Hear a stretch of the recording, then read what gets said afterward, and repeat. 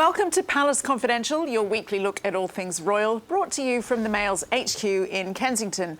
I'm Jo Elvin and I'm joined by the Daily Mail's editor-at-large and veteran royal correspondent Richard Kay and the Daily Mail's diary editor Richard Eden. Welcome to you both. Thank you. 2 Richards are better than 1. But let's start with an update on the royal right move, as we're calling it. And the Duke and Duchess of Cambridge have confirmed that they will move to Adelaide Cottage on the Windsor estate and move their children to a new school. Richard Kay, you wrote an interesting piece about this where you said they would be keeping the expensively refurbished Kensington Palace and Anne Hall. That's possibly not the best look at a time when the country's facing recession. I think so. Timing's everything, and the royals are very sensitive to how they're perceived by the public, and it just looks slightly extravagant, slightly over the top. What's slightly surprising, in my view, about it is that William and Kate have been very good at sort of recognising, public views on reading the rooms, and on this occasion, I felt they didn't. Richard Eden, the Cambridges generally, as Richard says, managed to get things right when it comes to big PR moves, no pun intended, but have they misjudged this one? Look, for me, life is more than public relations, and what's important is for them as a family, and this is a move that very much works for them. They're going to be living, pretty close to the new school where all the children are starting together. And I think the public would understand that. They'd understand that he's putting family first. And they need to keep that Kensington Palace as their base. They have meetings there, they meet dignitaries, they've got their officers. And yes, they have a holiday home too. But I think this idea of sort of going down the route of, we're suffering, we're poor too, it would never work. So I think it's better to be open about that. And yes, they've got 3 homes. So what's going to happen to these 2 empty homes while they're living their best life? Well, as Richard says, Kensington Palace remains their base. They've got a lot of office staff there. They'll still conduct meetings there and have all sorts of other functions there. It's also where their main entertaining is done. Anne Hall in Norfolk on the Sandringham estate is a much-loved retreat where they get away from it. They got away from it all during the summer. I imagine they'll still go up there for half-term and holidays. Can they Airbnb it? Can they? Can they just? Would there be an opportunity for us to go and stay there?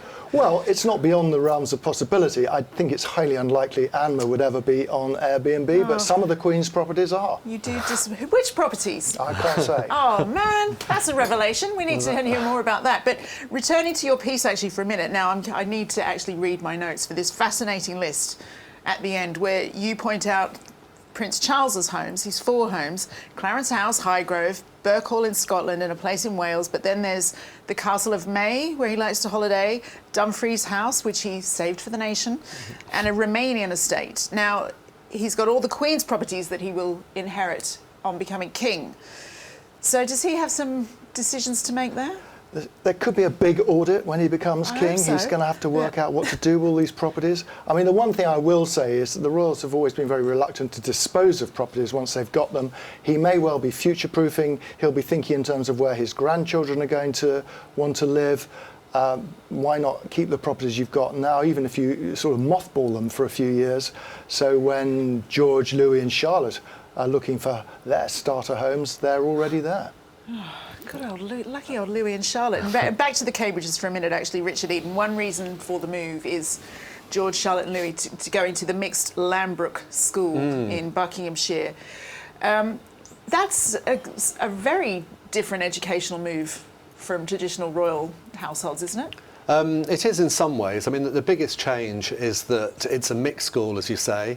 Prince William went to single-sex schools. He was in London at Wetherby, then Ludgrove in Berkshire, and then Eton, all of which were single-sex. So it's mixed, and that seems to be sort of following the route that Catherine did with her school. She went on to Marlborough College, which is a mixed boarding school.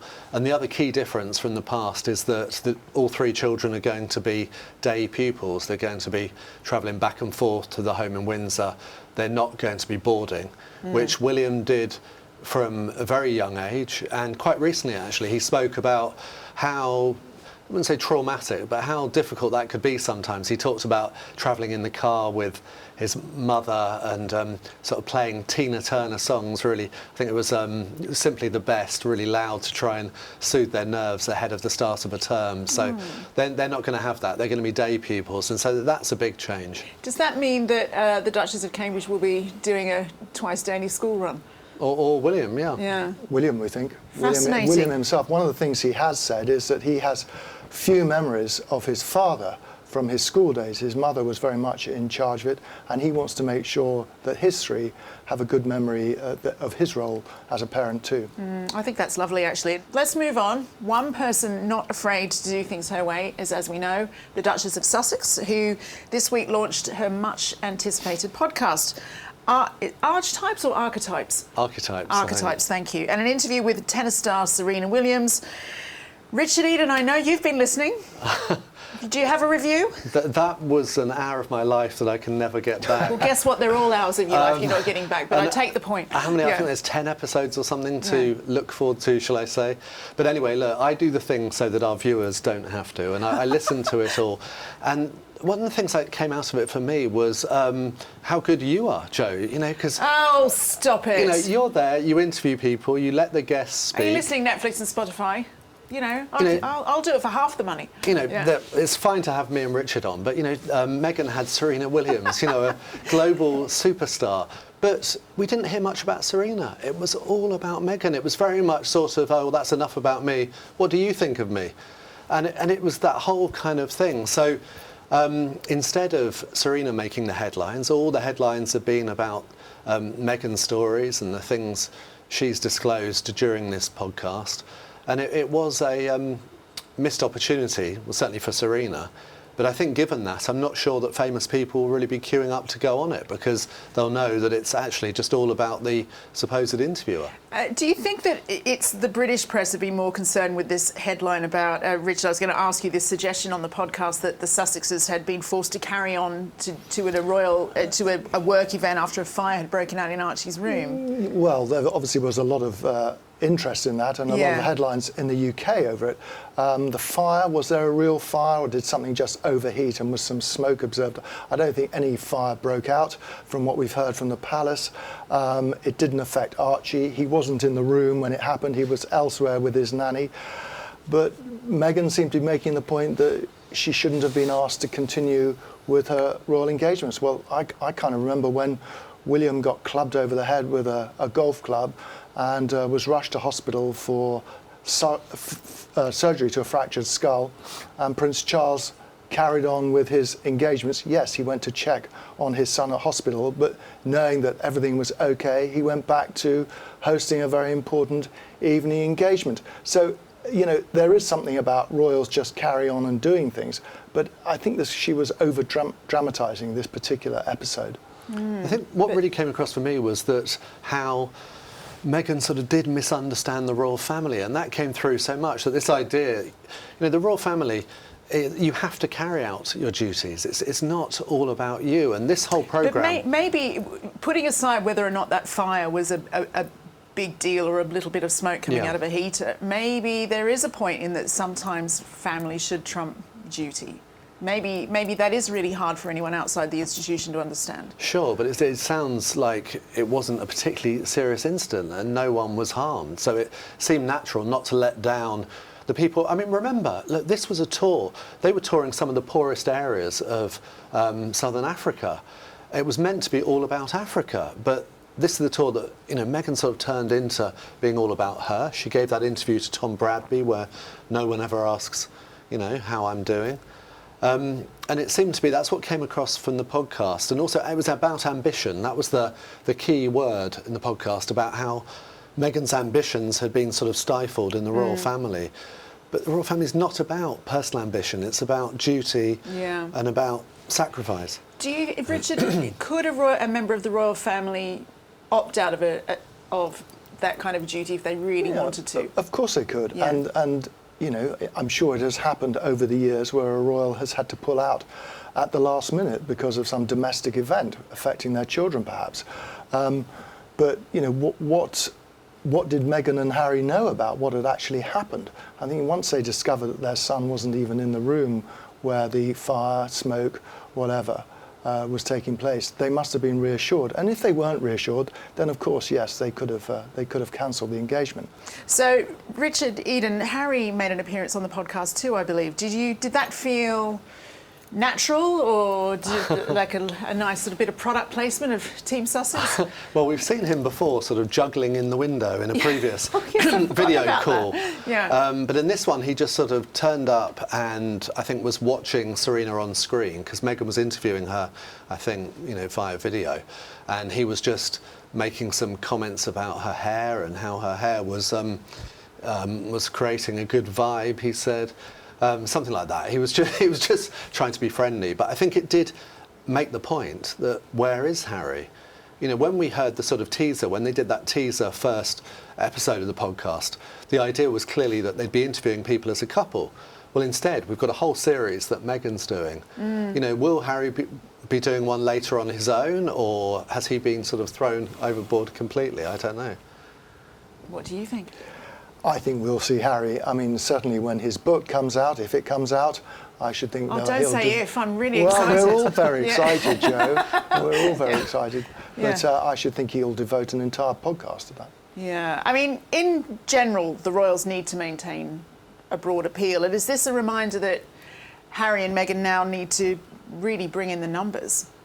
Well, it may well be for Spotify and their other digital investors who want to get their buck, their money's worth for all the bucks they've given them. But yeah, I mean, Harry and Meghan clearly feel they have to make these contributions from the other side of America to feel relevant, to be relevant perhaps. I mean, they are competing with the usually footsure Cambridges who seem to go deftly about their royal routine without causing offence or making it all about them. Harry and Meghan seem to think the only way they can sort of to avoid being crowded out is to make it just about them.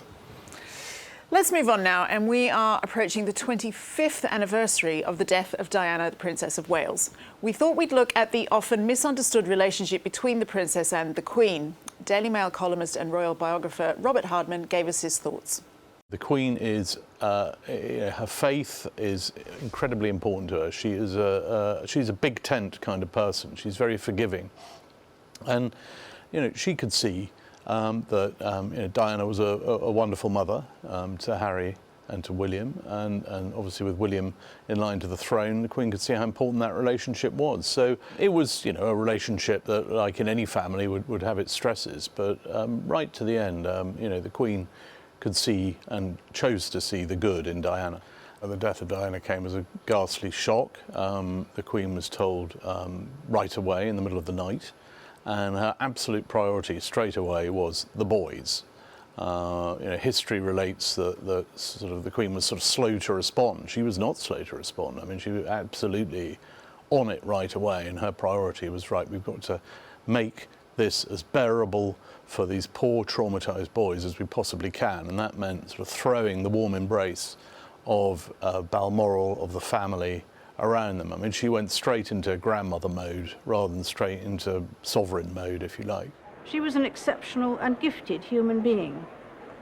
In good times and bad, she never lost her capacity to smile and laugh, nor to inspire others with her warmth and kindness.